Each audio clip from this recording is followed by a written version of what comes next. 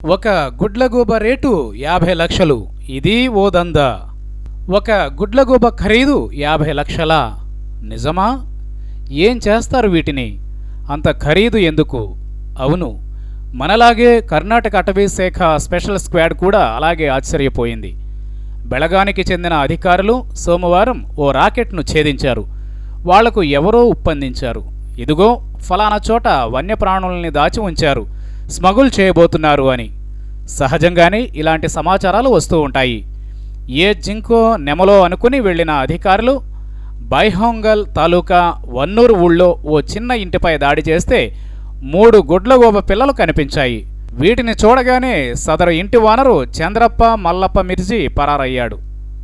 ఇంట్లో గుడ్లగూబల తప్ప ఇంకేమీ లేవు. వీడెందుకు మమ్మల్ని చూసి పారిపోయాడు అని అధికారులకు డౌట్ వచ్చేసింది. ఇంకేదో ఉందని కాస్త తవ్వడం మొదలుపెట్టారు.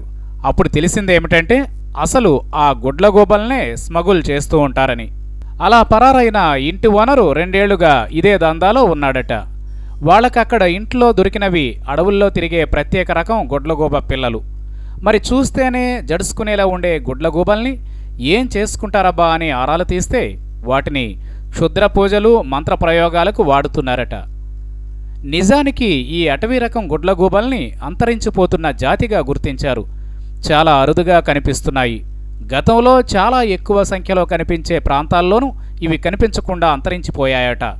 మరి ఏం రేటుకు కొంటారయ్యా అని మరికాస్త తవ్వారు అధికారులు.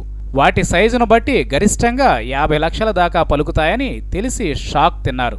అందుకే ఆ మిర్జీ దొరికితే ఇంకా ఈ రాకెట్ ఎంత పెద్దదో తెలుస్తుందనే భావనతో తమ గాలింపు ముమ్మరం చేశారు. పోలీసుల సాయమూ తీసుకున్నారు. ఈ రాకెట్లో ఉన్నవాళ్లు అడవుల్లో తిరుగుతూ గుడ్లగూబ పిల్లలను పట్టుకొస్తారు. వాటిని జాగ్రత్తగా పెంచి పోషించి మంచి సైజుకు పెరగగానే కస్టమర్లకు గుట్టుగా చేరవేస్తారు. ఈ అమ్మకాలు కొనుగోళ్లకు గోవా కేంద్రమని సందేహిస్తున్నారు. ఈ దందాలో ఎవరెవరున్నారో ఇంతకు ముందు అటవీ అధికారులకు తెలియదు కాబట్టి ఈ మిస్టరీని గుర్తించడం గాలించడం కష్టమైపోతున్నదట.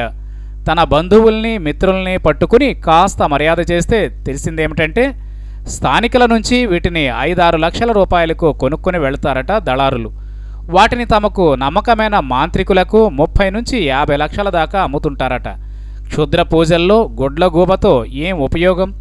ఈ రాకెట్ మొత్తం ఛేదించగలిగితేనే అది బయటపడే ఛాన్స్ ఉంది.